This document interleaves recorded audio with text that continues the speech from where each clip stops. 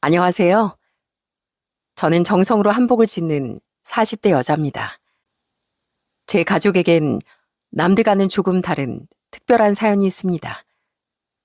한 땀 한 땀 정성으로 한복을 짓는 것처럼 정성으로 저희 남매를 키워주신 양부모님의 이야기, 지금 바로 시작할게요. 어릴 적 제 기억 속에 저희 집은 분명 대가족이 행복하게 지내던 화목한 집이었습니다. 그땐 할아버지도 건강하셨고 엄마, 아빠, 아주 어렸던 제 남동생까지 모두 서로를 사랑하고 웃음이 끊이질 않았어요. 하지만 저희 가족에게 불행이 들이온 건 제가 7살 무렵이었습니다. 아주 어릴 적 기억이지만 아빠의 사진 앞에서 엄마, 할아버지가 크게 싸우셨던 게 아직도 생생하네요. 아이고, 저것이 기어이 내 아들까지 잡아먹는구나. 내 아들 살려내. 우리 상식이 살려내. 그게 왜 제 탓이에요, 아버님. 이 사람 가는 길에도 그런 소리를 하고 싶으세요? 아버님이 그러시니까 아버님 아들이 화병으로 간 거 아니에요. 뭐야? 그게 왜 나 때문이야? 네가 내 아들 돈 다 해먹고 바가지 벅벅 긁으니까 그런 거지. 제 나이 7살 때 평소 앓고 계시던 지병으로 아빠가 돌아가시고 할아버지 엄만 서로를 탓하며 막말만 해댔습니다. 집안 어른들 모두 저희 남매 앞에서 웃고 계셨지만 사실은 제가 모르는 큰 갈등이 있었던 겁니다. 엄만 평소에 동네에서 목소리 꽤나 큰 부녀 회장이었는데 집보단 밖으로 돌면서 아빠에게 자꾸 돈을 요구하셨다고 해요. 그 때문에 부부싸움도 잦았고요. 할아버진 그런 엄마를 계속 못마땅해 하시다 아버지가 젊은 나이에 돌아가시니 참았던 감정이 폭발하신 것 같았습니다. 엄마 역시 그런 할아버지께 불만이 아주 많았어요. 저 노인넨 욕심도 많지. 어떻게 아들보다 오래 살면서 몸에 좋다는 건 다 챙겨 먹나 몰라. 저러다 진짜 100살까지 사는 거 아니야? 엄마, 할아버지가 100살까지 살면 안 돼? 뭐? 미쳤니? 누굴 고생시키려고? 네 할아버지 100살 때까지 내가 수발 들어야겠어? 늙으면 적당히 살다 가야지. 아니면 자식 며느리 고생밖에 더 시키냐고. 할아버지도 엄마를 며느리라고 부르지도 않고 날마다 이것저것이라고 부르며 매번 혼을 내셨습니다. 저것 좀 봐라. 또 밖으로 기어나갈 궁리만 하는 것 좀 봐. 애들 돌볼 생각은 않고 늙은 시애비한테 맡겨두는 꼴 좀 보라지. 내가 동네 사람들 창피해서 못 살겠다. 아휴, 지겨워. 아버님 진짜 지긋지긋해요. 저 시장 보러 가요. 제가 밥 안 차리면 그땐 또 시애비 굶겨 죽인다고 역정 내실 거잖아요. 제발 그렇게 저만 감시하지 마시고 아버님 인생을 좀 사시라고요. 넌 그게 시애비한테 무슨 말버릇이야? 애들이 너 같은 엄마 보고 참 좋은 거 많이도 배우겠다. 그렇게 할아버지와 엄마의 갈등이 최고조에 달하던 어느 날, 결국 엄만 편지 한 장만 남겨둔 채 야반 도주를 해버렸습니다. 엄마가 남긴 편지 속엔 저희 남매에 대한 걱정보단 여전히 할아버지에 대한 원망이 가득했어요. 얘들아, 미안하다. 엄만 견딜 수가 없구나. 그 집에 계속 살다간 나까지 화병으로 네 아빠 뒤를 따를 것 같아. 그래도 너희 손주들이라고 예뻐하시니 부디 잘 살길 바란다. 못난 엄마가. 저희 남매는 이제 엄마를 볼 수 없다는 슬픔에 할아버지 몰래 눈물을 삼켰습니다. 엄마를 보고 싶어 하는 걸 들키면 그게 혼날 것 같았거든요. 엄마마저 떠난 후로 저흰 할아버지 손에 커야 했습니다. 할아버진 서툰 솜씨로 하루 세끼 손수 밥을 지어 먹이고 등교 때마다 제 머리까지 묶어주셨어요. 할아버지, 다음 주에 학부모 참관 수업 있다는데요. 난 누가 와요? 그거 엄마 아빠가 오는 거래요. 누가 가긴 이 할애비가 가야지. 걱정 마라. 너 창피하지 않게 할아버지가 멋지게 하고 갈 테니까. 할아버진 멋지게 하고 오시겠다더니 정말 그 다음 주 학부모 참관 수업에 흰 양복을 입고 머리에 무스까지 바르고 나타나셨어요. 젊은 학부모들 사이에서 혹여 저를 창피하게 할까봐 할아버지가 얼마나 신경을 쓰셨을지 짐작이 갔습니다. 비록 부모님은 안 계셨지만 저흰 그런 할아버지의 보살핌 속에서 그리 외롭지 않게 자라고 있었어요. 하지만 하늘도 무심하시지. 제가 11살이던 무렵 저녁밥을 만들던 할아버지가 갑자기 쓰러지고 말았습니다. 저는 동네 아저씨들에게 도움을 요청해 할아버지를 병원으로 모시고 갔어요. 애석하게도 할아버진 뇌졸중으로 쓰러지신 거였죠.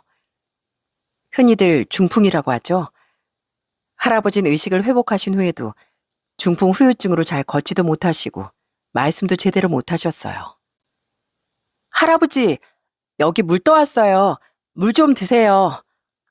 아이 참, 할아버지 드시는 것보다 쏟는 게 더 많잖아요. 이리 줘보세요. 제가 먹여드릴게요. 졸지에 전 할아버지의 보호자가 되어서 먹는 것부터 자는 거, 씻기는 거, 대소변 처리까지 다 도맡아야 했습니다.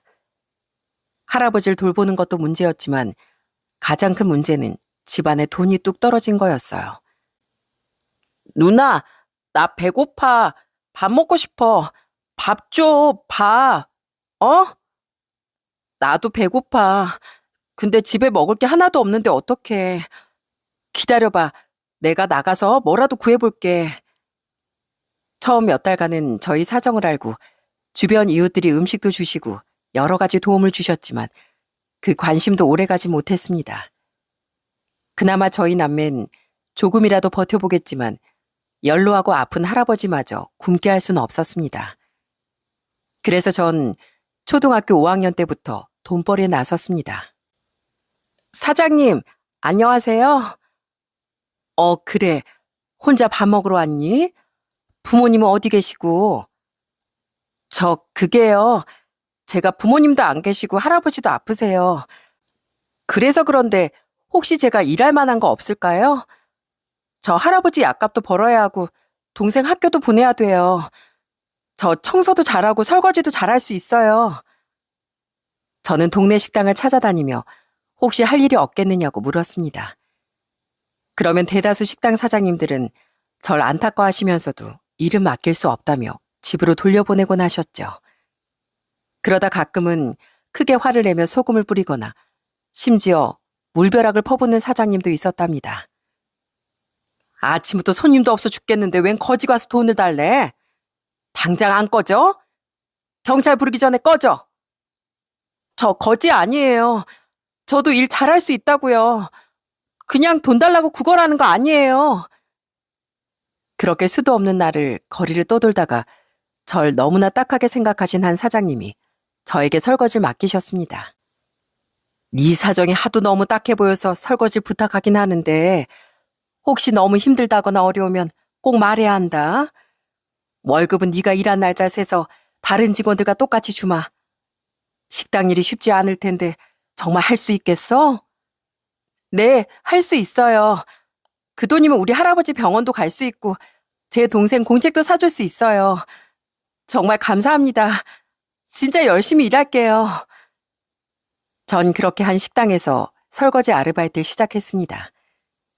학교가 끝나는 3시면 곧장 식당으로 달려가 밤 9시까지 접시를 닦았어요.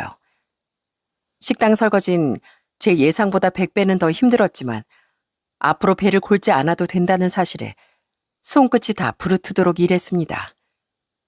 제가 일을 끝내고 그날 받은 일당을 가지고 집으로 가면 그때부턴 종일 찝찝하게 계셨을 할아버지도 씻겨드리고 다 같이 모여 늦은 저녁을 먹었습니다. 어느 날은 제가 일하다 다쳐 손톱이 빠진 적이 있었는데 할아버지가 그걸 보셨는지 갑자기 제 손을 잡고 펑펑 우시는 거예요. 할아버지, 왜 울어요? 어디 아프세요? 화장실 갈까요? 그만 우세요. 네?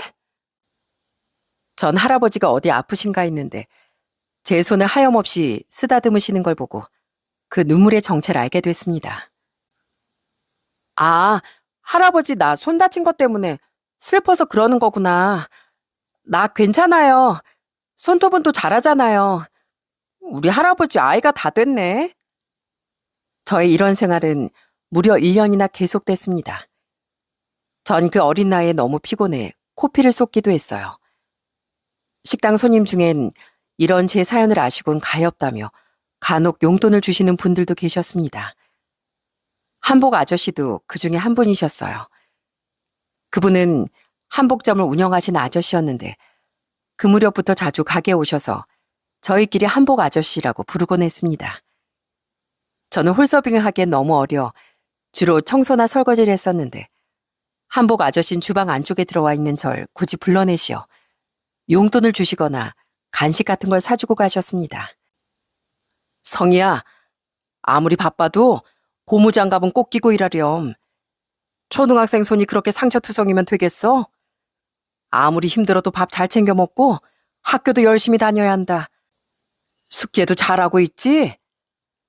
네, 저 공부 잘해요. 그리고 저번에 아저씨가 주신 반찬들 집에 가져가서 할아버지랑 동생이랑 나눠 먹었어요. 저희 할아버지가 식사를 잘 못하시는데 그날은 반찬이 너무 맛있다고 2그릇이나 드셨어요. 그게 정말이야? 아, 내가 다 고맙구나. 그 반찬은 아저씨 부인이 만든 반찬이야. 다음에 올 땐 아줌마랑 같이 올게. 널 보면 아주 반가워할 거다. 한복 아저씨는 식당에 오실 때마다 정말 자상하게 절 챙겨주셨습니다. 그렇다 보니 전 어느새 엄마 아빠 얘기도 다 하고 가끔은 아무에게 말 못했던 고민도 털어놓게 되었죠. 아저씨, 전 가끔은 엄마 아빠가 너무 미워요. 왜 우리만 두고 가버려서 이렇게 힘들게 하는 걸까요? 이제 아빠는 잘 기억도 안 나요. 그래서 그냥 밉기만 해요. 그러면 아저씨는 크고 투박한 손으로 제 머리를 쓰다듬어 주셨습니다. 그 손이 너무 크고 따뜻해 꼭 머리 위로 지붕이 덮이는 것 같았어요. 많이 힘들지? 조금만 기다리면 분명 좋은 일이 있을 거야. 요즘 할아버지는 어떠시니? 아무리 힘들어도 네 아버지 너무 원망하지 마라. 너희 아빠 정말 좋으신 분이니까. 네? 저희 아빠를 아세요? 제가 깜짝 놀라 묻자 아저씨는 그저 흐뭇하게 웃기만 하셨습니다. 그렇게 또 몇 개월이 흐른 어느 날이었어요. 그 무렵 가을이 지나고 날이 꽤 추워졌길래 전 일어나자마자 할아버지가 계신 방으로 갔습니다.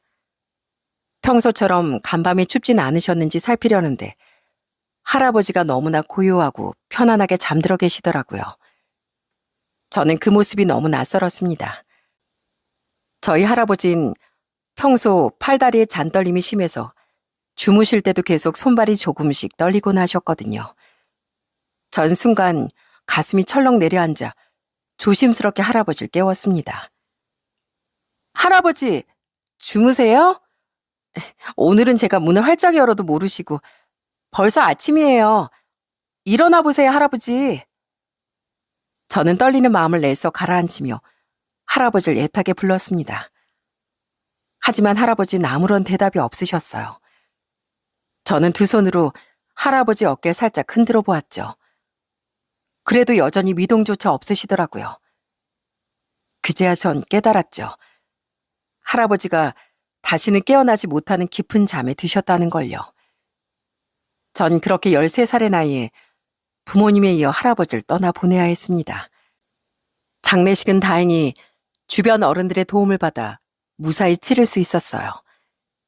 장례식장에 오신 분들은 하나같이 저희 남매가 불쌍하다며 눈물을 흘리셨습니다. 그 모습이 이상했는지 동생이 제게 묻더라고요.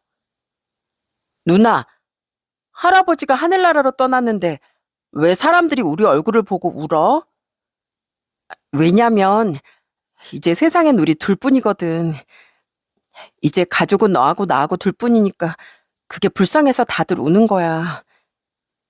저는 할아버지를 잃은 슬픔보다 이제 이 세상에 동생과 저 둘뿐이라는 막연함이 더 무서웠습니다.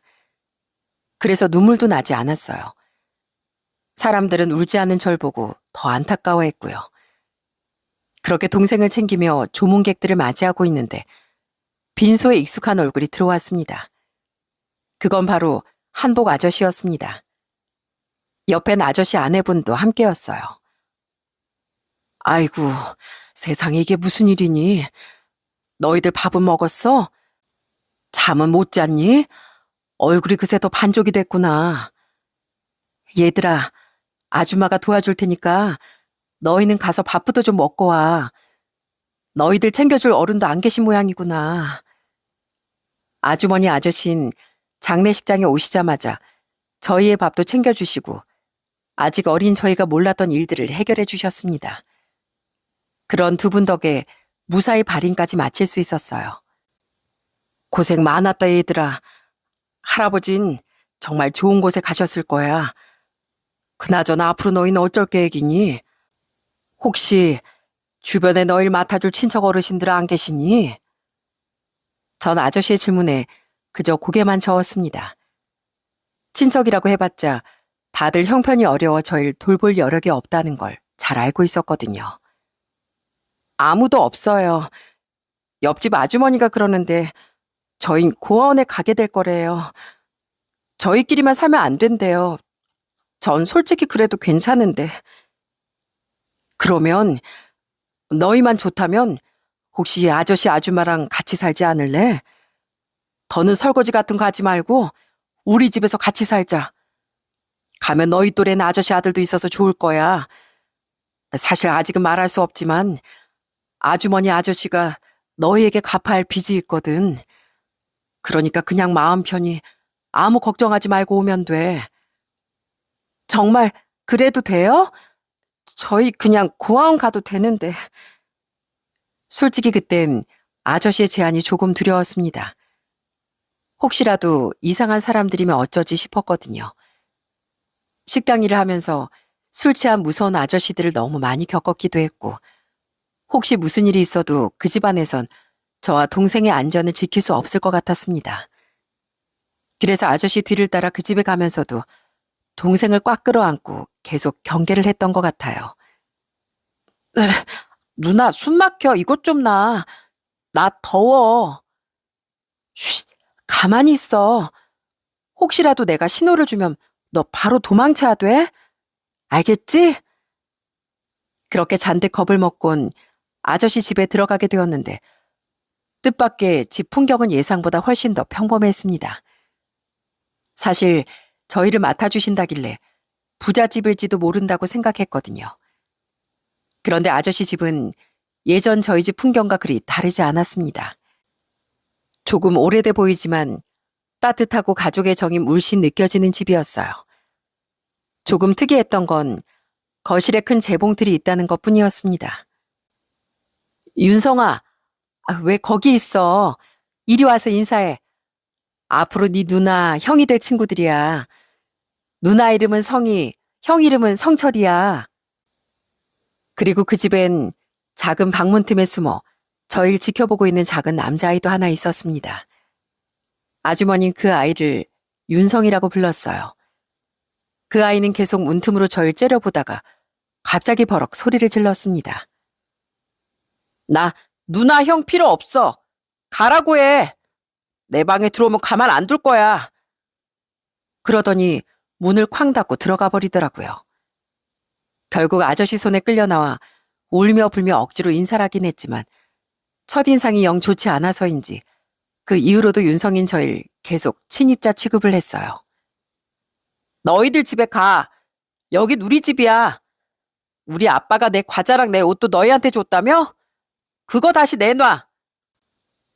김윤성, 너 지금 누나 형한테 뭐라고 했어?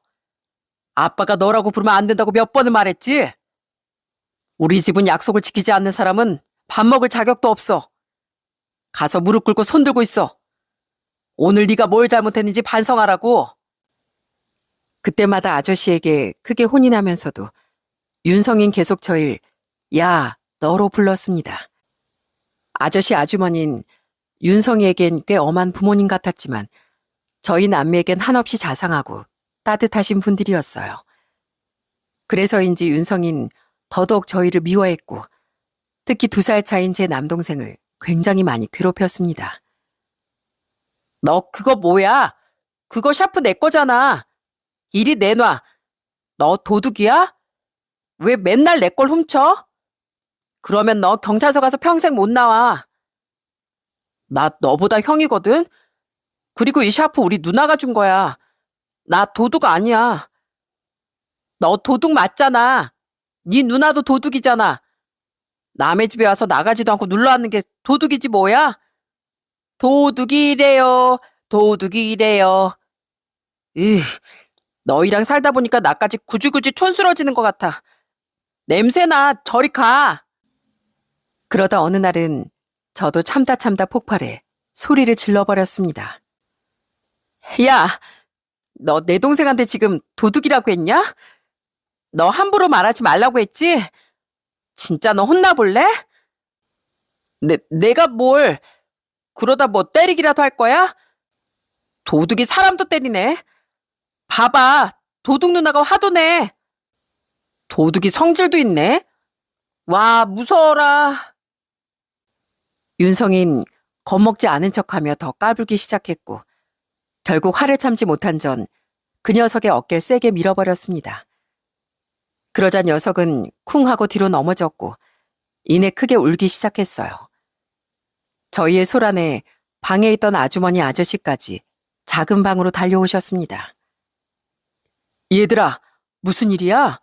너희 싸웠니? 제가 아니, 누나가 저 밀었어요. 얘네가 우리 집 와서 맨날 내 물건이나 훔치더니 이제 때리기까지 해요. 그땐 저도 아저씨께 크게 혼이 날 거라고 생각했습니다. 더 심하게는 집에서 쫓겨날지도 모른다는 두려움에 아무 말도 못하고 서 있었어요. 제 손을 꼭 붙잡은 동생도 잔뜩 겁에 질린 얼굴로 울음을 삼키고 있었죠. 그런데 그때 갑자기 아저씨가 저희 남매 꼭 끌어안아 주셨습니다. 얘들아, 미안하구나. 내가 자식을 잘못 가르쳐서 듣지 말아야 할 소리를 듣게 했어. 내가 이렇게 대신 사과하마. 윤성이가 아직 어려서 뭘 모르고 한 소리니까 상처받지 말거라. 아저씨가 진심으로 사과할게. 그날 아저씨는 저희한테 미안하다며 사과를 하셨고 윤성인 자꾸만 쟤네 편만 든다며 울고불고 아주 난리가 났습니다.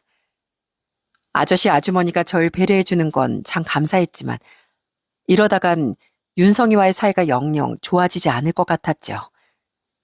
하지만 정말 우연한 기회가 저희의 사이를 완전히 바꿔두었어요.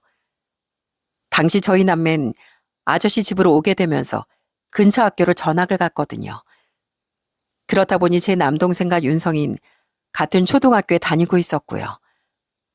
그날 전 학교가 끝나고 남동생을 데리러 초등학교 앞으로 향하던 참이었습니다. 야, 너 진짜 이것밖에 없어? 너 좋은 샤프 많잖아. 좀 내놔봐.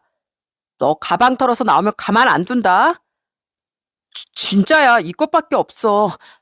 요즘 집에서 용돈도 못 받는단 말이야. 지금 그 말을 믿으라고? 그럼 우리가 기회를 줄게. 저기 문방구 가서 몰래 샤프 몇 개만 훔쳐서 나와봐. 뭐? 그건 도둑질이잖아. 난 못해. 그러면 경찰서에 잡혀가. 학교 앞 골목에서 애들이 몇 명 몰려있길래 무심코 지나치려고 했는데 제일 안쪽에 서 있는 작은 아이가 어디서 많이 보던 아이더라고요. 그러니까 네가 해보라고. 넌 비실비실하고 작아서 몰래 훔쳐도 아무도 모를 거야. 그게 싫으면 네 돈으로 직접 사오든가. 그런데 세상에 자세히 보니 괴롭힘을 당하는 그 아이는 바로 아저씨 아들 윤성이었어요. 덩치 크고 뚱뚱한 아이는 윤성이를 툭툭 밀치며 뭔가 나쁜 짓을 시키고 있었어요. 저는 뒤돌아 있는 그 뚱뚱한 아이 뒤통수에 제 신발 주머니를 던졌습니다. 야, 너 지금 내 동생한테 뭐 하는 거야? 당장 저리 안 꺼져? 너희 담임선생님 당장 모셔올 테니까 딱 기다려. 뭐야? 너 누나 있었어? 에이씨, 얘들아, 가자. 그때 전 중학생이었으니 그 나쁜 친구들은 덤벼볼 생각도 없이 곧장 줄행랑을 쳤습니다. 저는 바로 윤성이에게 다가가 혹시 맞진 않았는지 살폈어요. 그런데 평소에 제가 옆에만 가도 저리 가라고 소리치던 윤성이가 가만히 있는 거예요. 전 윤성이가 많이 놀라서 그런 줄 알고 더 세심히 얼굴을 살폈는데 갑자기 윤성이가 제 앞에 엄지를 척하고 들어올렸습니다. 누나, 완전 멋있어. 꼭 원더우먼 같았어. 누나 진짜 최고다. 쟤네 선생님한테도 덤비는 애들인데 누나가 다 물리쳤어.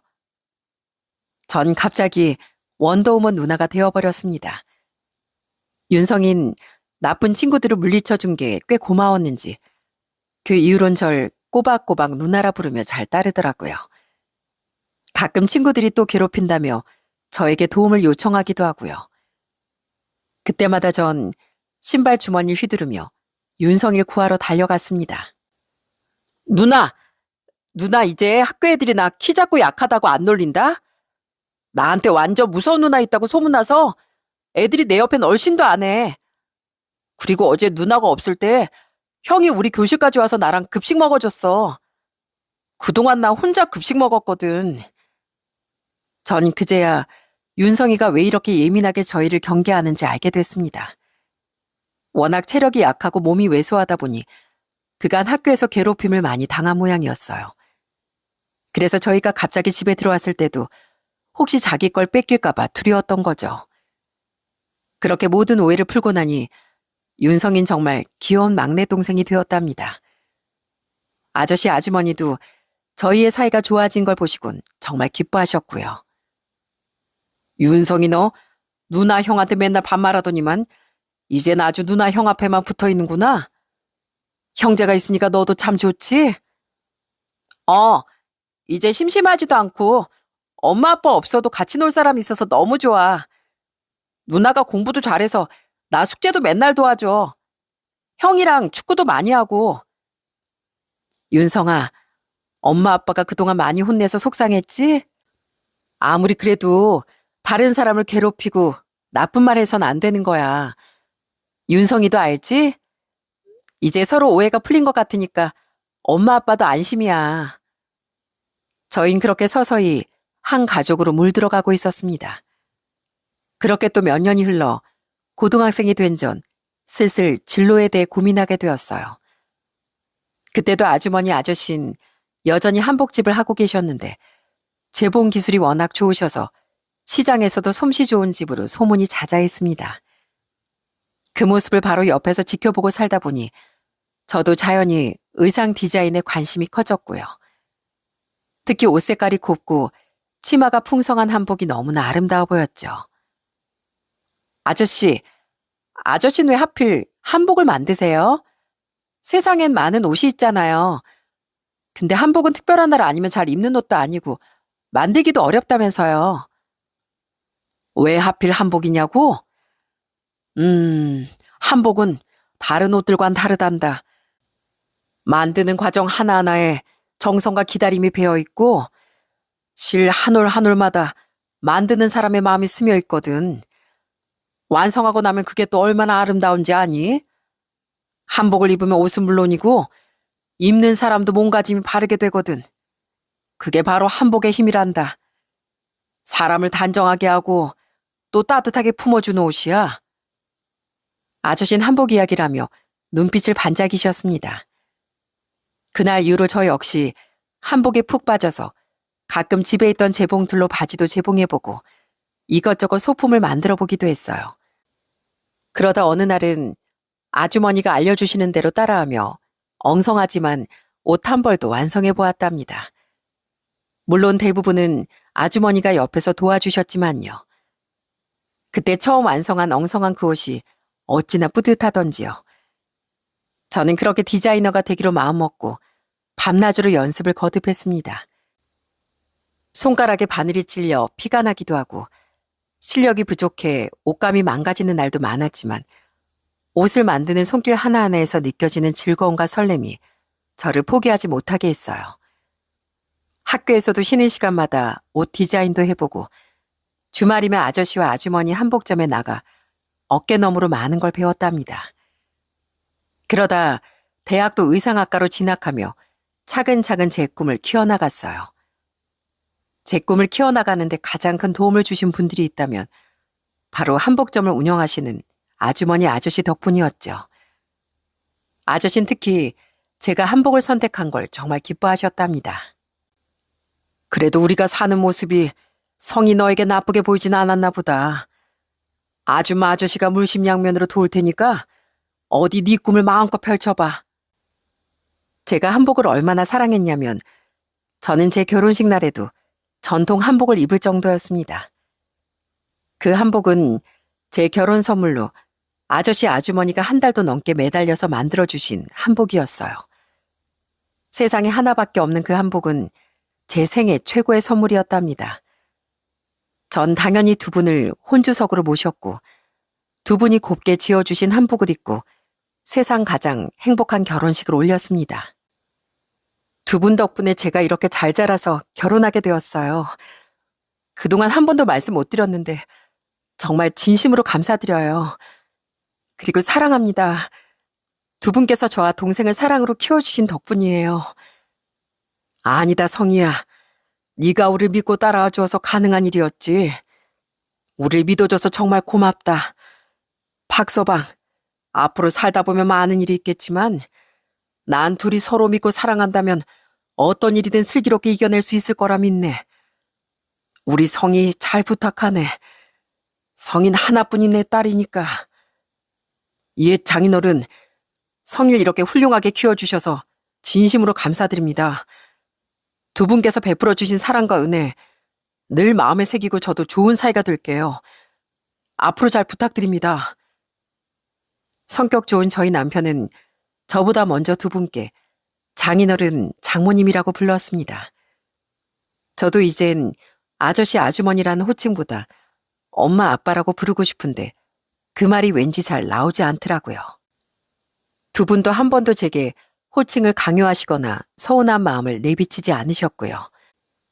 그래서 막연히 언젠간 진심을 담아 엄마 아빠라고 불러드리리라 마음만 먹고 있었습니다. 그런데 그 말을 하기까지 30년이 더 넘게 걸릴 줄은 몰랐습니다. 어느새 저도 결혼을 하고 아이까지 낳다 보니 제 나이가 벌써 40을 넘겼을 무렵이었어요. 저는 출산 이후에도 계속 한복 디자이너로 일하며 제 꿈을 펼쳐가고 있었어요. 저는 전통 한복보단 현대적인 감각을 가미한 개량 한복에 더 큰 관심이 있었죠. 아줌마 아저씨와는 약간 분야가 달랐지만 그래도 같은 계통에서 일하다 보니 여전히 많은 얘기를 나누며 한 가족으로 살고 있었습니다. 그런데 어느 날부터 아저씨가 자꾸 피곤하다는 소리를 달고 사시더라고요. 당신 요즘 부쩍 피곤해하네. 아휴, 이래서 나이 못 속인다고 했나? 그렇게 피곤하면 가게 나 혼자 볼 테니까 얼른 들어가 봐요. 어제도 10시간 가까이 잤는데도 영 피곤이 안 풀리네. 하긴 내 나이가 벌써 70이 넘었지. 미안한데 나 먼저 들어가 볼게. 성희 너도 이따가 조심해서 집에 들어가고. 아저씨는 자꾸 피곤하다며 피로회복제만 찾으시고 안색도 안 좋아 보이셨어요. 그러다 어느 날은 가게에 앉아 계시다가 코피까지 콸콸 쏟으셨답니다. 그때 1시간을 지혈을 해도 코피가 멈추지 않아 저도 아줌마도 얼마나 놀랐는지 모릅니다. 아저씨, 안 되겠어요. 아무래도 병원에 가보셔야 할 것 같아요. 요즘 빈혈 증세도 있으시다면서요. 작년 건강검진에서 분명 아무 이상 없었는데 당장 다음 주에 저랑 병원 가봐요. 너 일하기도 바쁜데 시간 낼 수 있겠어? 그러지 말고 나 혼자 동네 내과나 가보마. 요새 부쩍 피곤하더니 그래서 코피까지 난 모양이다. 사실 평소 같았으면 혼자 병원에 다녀오시라고 했을지도 모릅니다. 하지만 그날따라 같이 병원에 가고 싶더라고요. 결국 전 큰 병원을 예약해서 아저씨를 모시고 갔습니다. 아무래도 이제 연세도 있으시고 제가 보기에도 증세가 꽤 심각해 보였거든요. 그리고 그 병원에서 전 도저히 믿을 수 없는 소식을 듣고야 말았습니다. 전 아저씨를 모시고 병원을 나오며 얼마나 하늘을 원망했는지 모릅니다. 정말 너무하시네요. 우리 아버지, 할아버지까지 일찍 데려간 거로 모자라 이제 아저씨마저 데려가시려고요? 그건 절대 안 돼요. 제가 제 목숨과 바꿔서라도 꼭 아저씨 살릴 거예요. 아저씨는 무너져 내리는 제 마음도 모르고 자꾸 약한 소리를 하시더라고요. 이젠 나도 갈 때가 됐나 보다. 난 치료도 다 필요 없어. 그저 조금 앓다가 조용히 떠나고 싶어. 아저씨, 그런 소리 하지 마세요, 제발. 아저씨가 안 계시면 제가 누구를 의지하고 살아요. 제발 제 옆에 오래오래 계셔주세요. 저희가 이렇게까지 심각해진 이유는 바로 아저씨 진단명이 급성 백혈병이었기 때문이었어요. 그 병은 TV 드라마에서나 보던 무서운 병인 줄 알았는데 왜 하필 제 옆에서 가장 따뜻하고 든든한 아저씨가 그런 무시무시한 병을 알아야 하는지 모든 게 원망스러웠습니다. 저도 아저씨가 아픈 이후로 처음 알았는데 70대 이후로 백혈병 발병률이 5배 이상 늘어난다고 하더라고요. 전 아저씨가 입원하시는 동시에 한복 일도 가정 일도 잠시 미루고 간병에 매달렸습니다. 성희야, 이 사람 곁에 내가 있을 테니까 넌 집에 가서 좀 자고 와. 너만 며칠째 병실에서 쪽잠을 자고 있잖니. 그러다 너까지 몸 상할까 봐 걱정이다 얘. 그래 누나, 아빤 우리가 모시고 있을 테니까 누나도 밥 좀 먹고 좀 씻고 와. 누가 보면 누나가 아픈 사람인 줄 알겠어. 아무래도 아주머니도 연세가 있으시고 동생들도 한창 일에 바쁠 시기라 제가 자발적으로 병원에 머무는 시간이 길었습니다. 하지만 힘들기는커녕 아저씨와 마주 앉아 이런저런 수다도 떨고 웃고 장난치는 시간이 참 좋았어요. 그때 제 앞에서 환히 웃어주시는 것만큼 건강도 좋아지시면 좋았겠지만 우리 가족 모두가 남은 시간이 그리 길지 않다는 걸 알고 있었습니다. 그때 아저씨 나이가 벌써 78세였거든요. 아저씨, 몇 년 뒤에 팔순 잔치 하셔야죠. 그때 제 아들이 대표로 춤추겠다고 벌써 약속했는데요. 아저씨 좋아하시는 트로트 연습도 해가겠대요. 아이고, 그래? 걔 누굴 닮아 그렇게 끼가 넘치나 모르겠다. 아마 성인이 친어머니 닮았겠지. 네? 저희 친엄마요? 아저씨, 사실 전부터 묻고 싶은 게 있었어요. 혹시 정말 저희 친부모님을 알고 계신 거예요? 아저씨는 또다시 제 물음에 답은 안 해주시고 빙그레 웃기만 하셨습니다. 다음에 기회가 되면 말해주마. 이제 그날도 얼마 남지 않은 것 같네. 그리고 며칠이 지난 어느 날 밤 저는 잠든 아저씨 곁에 환자용 침대를 펴고 누워 있었습니다. 그리고 어느새 많이 늙으신 아저씨 얼굴을 바라보고 있었어요. 아저씨는 제 시선을 느끼셨는지 힘들게 눈꺼풀을 들어 올리셨습니다. 그리고는 손짓으로 저를 부르셨어요. 성희야, 아무래도 내가 얼마 남지 않은 것 같다. 우리 손주가 추는 춤은 하늘나라에서 꼭 지켜보겠다고 전해줄래? 아저씨, 갑자기 왜 그런 소리를 하세요? 의사 선생님 불러올까요? 바로 호출할까요? 아니다, 아니야. 성희야, 내가 너에게 차마 못한 이야기를 이젠 할 때가 된 것 같다. 그 오랜 시간 가슴에 품어온 이야기 말이다.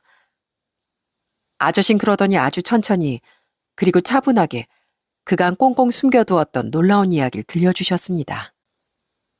이건 50년도 더 지난 이야기야. 그때 난 세상 무서운 줄도 모르고 거칠게만 살던 사람이었어.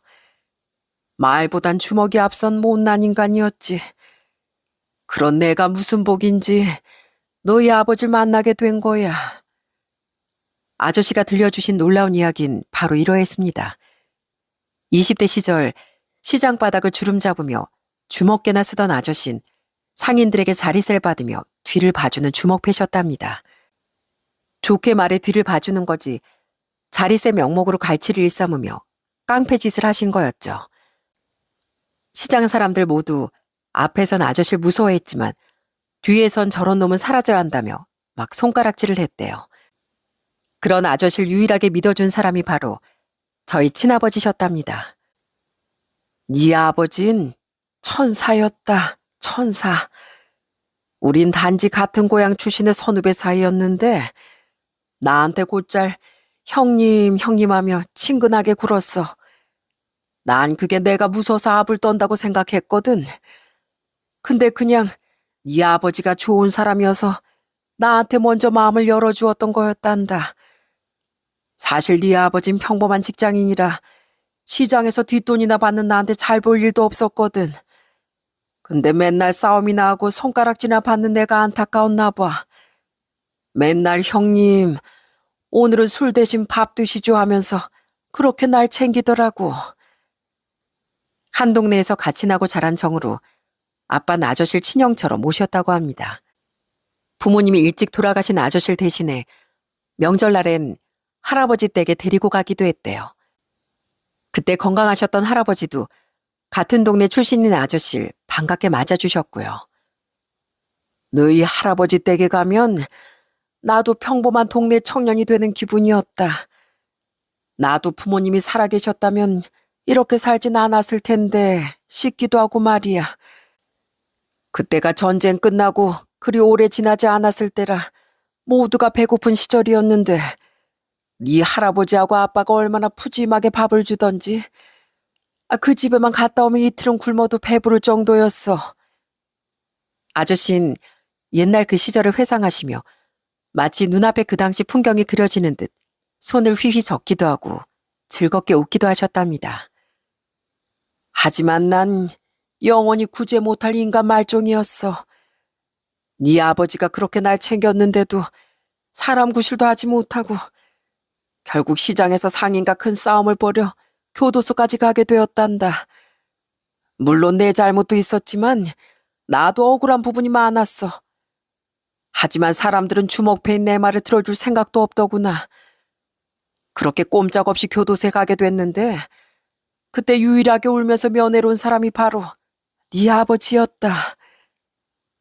아버지는 아저씨를 빼내려고 이곳저곳에서 돈을 다 끌어모아 변호사도 사고 소송에 필요한 돈까지 마련했답니다. 하지만 아저씨의 오랜 주먹패 생활은 아저씨를 보호하지 못했습니다.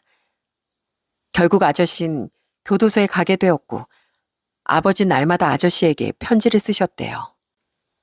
형님, 날이 많이 추워졌는데 그곳은 어떨런지요? 곧 나올 걸 알지만 그래도 수감 생활이 너무나 고생스러울까 봐 걱정입니다. 그래도 형님이 출소만 하시면 같이 해보고 싶은 일이 있어요. 그러니 부디 건강하게만 있다가 무사히 나오시길 바래요. 형님이 언젠가 왜 이렇게 잘해주냐고 물은 적이 있죠? 그때 제대로 대답해 드리지 못한 게 마음에 내내 걸렸습니다. 제가 형님에게 왜 이렇게 마음을 쏟냐고 묻는다면 그건 바로 제가 형님을 믿기 때문이에요. 어릴 적 동네에서 같이 배고 옳고 힘들게 살 때도 형님은 늘 눈이 반짝반짝 빛나던 사람이었어요. 형님이 기억하실지 모르겠는데 제가 몇 살 많은 동네 형들에게 두드려 맞을 때 형님이 나타나서 다 혼내주셨잖아요. 전 그때 형님이 얼마나 정의로웠는지 다 기억하고 있습니다. 그러니 부디 자신감 잃지 마시고 곧 만나길 기다리고 있겠습니다. 그럼 또 편지할게요. 아저씨 날마다 아빠의 편지를 읽고 또 읽으며 무릎을 꿇고 날마다 반성하셨답니다. 허무하게 흘려보낸 지난 날을 남을 괴롭히면서 살던 그 시간을 반성하면서요. 아저씨는 다행히 오래 지나지 않아 출소하게 되었고 당연히 교도소엔 제 아버지가 마중을 나가셨습니다. 두부 한 모를 들고 서 있던 아버지의 모습이 꼭 아저씨를 구원하러 온 천사 같았다고 해요. 네 아버진 출소한 내 손을 붙들고 가야 할 곳이 있다고 한참을 달려가더구나. 대체 뭘 하려나 싶어서 따라가 봤더니만 양재학원인 거 있지. 예전엔 그런 걸 모두 양재학원에서 배웠단다. 아니면 봉제 공장에서 힘들게 배우곤 했지. 네 아버지 내 손재주가 좋다며 학원비를 몇 개월치나 미리 내놓은 거야. 내가 혹시 학원비 빼다가 다른 데 쓸까봐 그 학원 원장한테도 절대 환불해주지 말라고 신신당부하면서 말이야. 그러니 내가 어떻게 열심히 안 할 수가 있었겠니? 네 아버지가 그런 사람이었다. 아버지 예상대로 아저씨는 손재주가 무척 좋은 사람이었고 금방 옷 만드는 기술을 배우셨답니다. 그러다 한복에 관심이 생겨 아예 한복을 만드는 방향으로 결정하게 된 거죠. 그렇게 한참을 학원에 다니며 재봉이나 옷 만드는 법을 배우고 있는데 어느 날은 또 네 아버지가 날 다방으로 부르는 거야. 그때 난 네 아버지 말이라면 돌로 매줄 쓴다고 해도 믿었거든. 그렇게 뭔 일인가 싶어서 다방에 가봤더니 어떤 예쁜 아가씨가 있는 거야. 그게 바로 지금의 내 아내이기도 하고. 아버진 아저씨가 계속 혼자 계시는 게 걱정이 되어 평소에 잘 알고 지내던 아주머니와 중매까지 시켜주셨습니다. 그때 아주머니도 집안이 너무 어려워 미신 공장에서 2교대로 일하며 어렵게 생활을 꾸려가고 계신 상황이었어요. 난 그때 내가 너무 가진 게 없고 교도소까지 다녀온 몸이라 자신이 없었어. 근데 네 아버지가 자꾸 잘 어울린다면서 만나보라고 몇 번이나 자리를 마련하더구나. 그때도 네 아버지 덕분에 난 평생의 반려자를 만나게 된 거지. 내가 살면서 네 아버지에게 몇 번이나 큰 은혜를 입었는지 모른다. 아주머니는 아저씨의 과거나 환경을 보기보단 그 당시 새 인생을 살고 싶어 뭐든 열심히 배우던 그 모습을 참 좋아하셨대요. 누구보다 옆에서 가장 큰 응원을 해주고 아저씨에게 큰 힘을 주셨고요. 덕분에 평생 외롭고 가난하게 지내던 두 사람은 가정을 이룰 수 있었고 그렇게 서로에게 없어서는 안 될 가장 소중한 존재가 되었답니다. 그리고 저희 아버진 결혼 선물이라며 정말 놀라운 선물을 주셨대요. 우리 둘 다 가진 게 아무것도 없으니 정말 물 한 바가지 떠놓고 네 할아버지랑 아버지 그리고 몇몇 사람을 앉혀두고 얼렁뚱땅 결혼식을 올렸다. 그랬더니 네 아버지가 축의금을 줘야 한다며 목돈을 떡하니 내놓는 게 아니냐. 나도 그렇고 아내도 그렇고 미식 일을 하고 있으니 둘이 한복점이나 하나 내면 좋겠다면서 그 돈으로 보증금 쓰라고?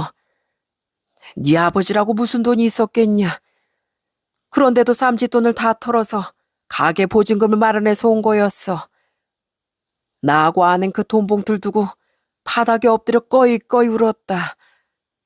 그러니까 네 아버지가 뭐라고 하는 줄 아니? 아니 형님, 누가 보면 조의금 낸 줄 알겠어요. 축의금을 앞에 두고 왜 우십니까? 이러는 거 있지? 내가 이날 이때까지 자식들 키우고 사람 노릇하고 사는 건 전부 다 네 아버지 덕분이란다. 거기까지 말씀하시고 아저씨는 숨이 가빠지셨는지 한참이나 호흡을 가다듬으셨습니다. 아저씨, 앞으로 천천히 말씀해 주셔도 돼요. 저 무슨 말씀하시는지 다 알았어요. 그러니 서두르지 마시고 계속 제 곁에서 저희 친아버지 이야기해 주세요. 그 다음 날부터 저희는 매일 밤 머리를 맞대고 지난날 저희 아버지가 어떤 분이었는지 대화를 나누었습니다. 정이 많던 아버지, 엉뚱한 구석이 많던 20대 젊은 아버지, 아저씨가 부부싸움을 하면 제법 무섭게 아저씨를 꾸중하던 아버지, 모두 제가 알지 못하던 아버지 인생이었어요. 그렇게 살다 네 아버지가 그 젊은 나이에 세상을 떠날 거라고 누가 상상이나 했겠니? 네 엄마도 집을 나가버렸다고 하고 난 너와 성철이를 한시라도 빨리 데려오고 싶었어. 그런데 네 할아버지에게 유일하게 남은 손주들마저 내가 데려오면 네 할아버지 무슨 힘으로 사셨겠어. 그래서 네가 힘들게 식당 일 하는 걸 알았지만 매일 1시간 거리를 버스를 타고 가서 우연인 척 그렇게 널 만난 거란다. 정말요? 전 상상도 못했어요. 어쩐지 아저씨가 절 처음 보자마자 예전부터 알던 사이인 것처럼 용돈도 주시고 너무나 따뜻하게 대해주셨잖아요. 내가 너무 늦은 거였지. 좀 더 빨리 너를 찾았다면 그 힘든 고생을 시키지 않아도 됐었는데 말이다. 내가 네 아버지께는 참 면목이 없다. 아저씨, 저도 사실 너무 늦은 게 있어요. 아저씨가 허락해 주신다면 이제라도 제가 해야 할 일이 있는데 허락해 주시겠어요? 아저씨는 허락을 구하는 제 말에 무슨 말인지 알겠다는 듯 고개를 끄덕이셨답니다. 너무 늦어서 죄송해요. 이제라도, 지금이라도 꼭 불러드리고 싶었어요. 아버지, 너무 늦어서 죄송해요. 아버지라고 이제서야 제대로 불러보네요. 아버지 어머니는 절 늘 지켜주시고 제가 길을 잃지 않게 손을 잡아주셨잖아요. 감사합니다. 하늘에 계신 제 아버지만큼 제 영혼의 아버진 바로 제 앞에 계세요. 전 그제야 정말 먼 길을 돌아 아저씨와 아주머니께 감히 부모님이라고 부르게 되었습니다. 비록 양부모님이시지만 절 지켜주시고 절 사랑으로 키워주셨으니 이젠 진심으로 아버지, 어머니라고 부를 수 있겠다는 용기가 생겼거든요. 양아버진 비록 눈은 감고 계셨지만 제 손을 꼭 잡아주시던 온기만큼은 어느 때보다 따뜻했습니다. 양어머니도 제가 어머니라고 부르자 잠시 말을 잇지 못하시다가 눈가에 살짝 눈물이 맺히신 채 환하게 웃어주셨어요. 그 뒤 2달 뒤 양아버진 가족들 품에서 평온하게 세상과 작별을 고하셨답니다. 비록 투병 생활 하셨지만 가실 때 표정이 너무나 평온해 보이셔서 조금이나마 다행이었죠. 양아버지를 보내드리며 저도 양어머니도 남동생들도 며칠이나 오열했지만 양아버지가 이젠 그렇게나 그리워하셨을 제 친아버지를 만나셨을 거란 걸 잘 알고 있습니다. 저는 복이 많아서 따뜻한 아버지가 2분이나 계신 걸 너무나 감사드리고 있어요. 부디 하늘에선 2분이 오랜만에 회포도 푸시고 저랑 성철이 키우면서 힘들었던 이야기도 마음껏 나누세요. 정말 보고 싶어요. 아버지. 그렇게 양아버지를 보내드리고 지금은 시간이 꽤 많이 흘렀습니다.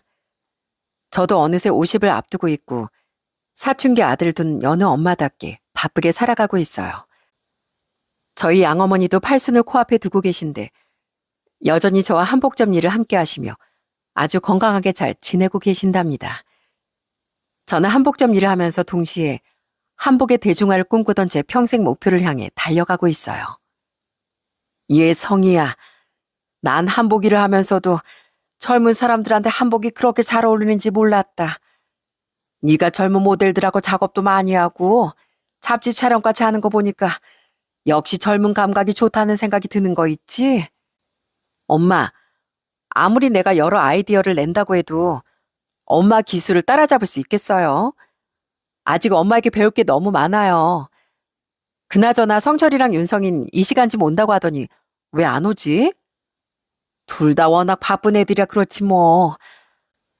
우리 성철이 얼굴 보기가 하늘의 별 따기인데 그렇게 어떻게 시간을 내줘서 고맙다 난. 어릴 때 그렇게 울보였던 제 남동생들은 놀랍게도 지금은 어느새 수염이 시커먼 아저씨가 되었답니다. 제 친동생 성철인 선교사 일을 하며 전 세계 사랑과 믿음을 전하고 있고요.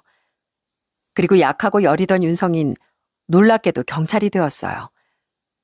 어릴 때 맞고 다닌 게 분하다며 운동을 얼마나 열심히 했다고요. 그래서 지금은 나쁜 놈들 다 때려잡는 멋진 경찰 아저씨가 되었답니다. 옛 어른 중엔 낳은 정보다 기른 정이 깊다라고 하시는 분들도 계시더라고요. 저도 아이를 낳아봤지만 낳은 것만큼이나 한 사람을 길러낸다는 게 절대 쉬운 일이 아니잖아요. 특히나 양아버지 양어머니에겐 이미 윤성이가 있기도 했고요.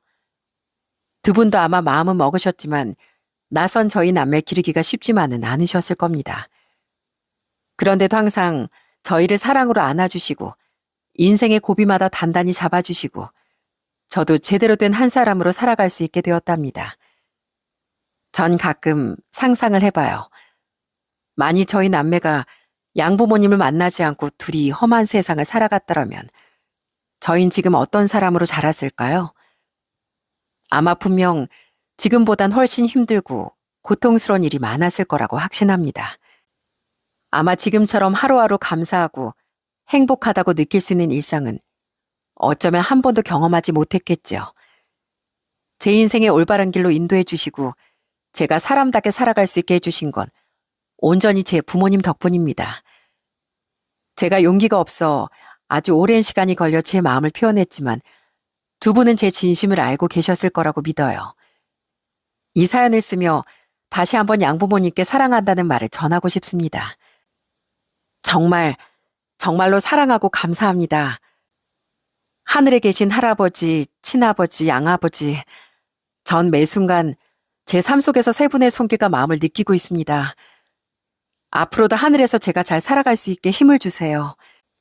오늘도 전 제가 받은 사랑과 은혜 평생 잊지 않고 마음 깊이 간직하며 살겠습니다. 진심으로 사랑합니다. 오늘 사연 들어주신 여러분 모두에게도 감사의 말씀 드립니다.